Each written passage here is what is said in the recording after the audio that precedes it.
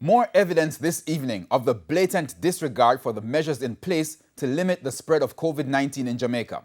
With reports that events are taking place all across the country during curfew hours, last weekend TVJ News went undercover.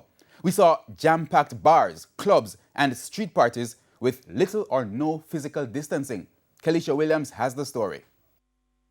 Kencott St. Andrew, minutes after the 10 o'clock curfew on Saturday, December 19. But as you can see, a party is in full swing. Patrons in white in what appeared to be an all-white party. We estimated more than 200 people in attendance, but as far as we observed, there were no masks or physical distancing. We stuck around for about 20 minutes before leaving, and at about 11, we observed some patrons were just arriving, indicating that the party wouldn't end anytime soon despite the curfew. Fast forward a day after to Sunday, December 20. Our journey took us to the Ultimate Adults Playground, the popular Taboo nightclub on Constant Spring Road in St. Andrew. A different day, but a situation similar to the one we observed just the night before. We got into the club minutes after 9 o'clock. At first, there was only a handful of people inside, but as time went by, more patrons arrived. The ladies were not short of delivering to their customers, especially the males, who did not shy away from supporting their favorite dancers.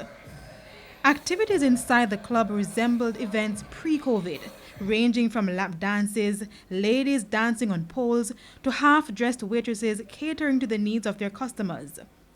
We noticed temperature checks were mandatory before entry. But as for masks and physical distancing, that rule went through the door as soon as the patrons entered. Minutes after 10 o'clock, we had our next stop in Portmore, on Port Henderson Road, more popularly known as Back Road. The activities on the strip were subdued when we arrived, and the ladies of the night were few. At 11 o'clock, 1 hour past the curfew time, things started to get more lively. This bar was one of the few spots opened for drinks and entertainment. We observed a few police vehicles in the area, but none of the personnel intervened.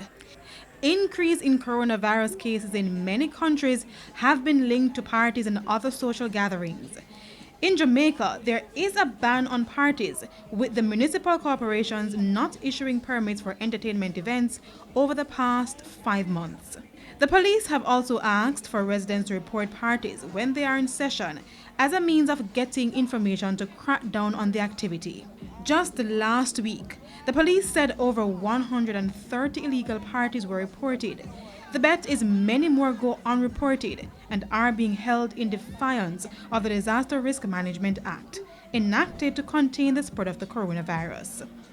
At least 3 illegal parties resulted in mass casualties in the past few months. Kelisha Williams, TVJ News.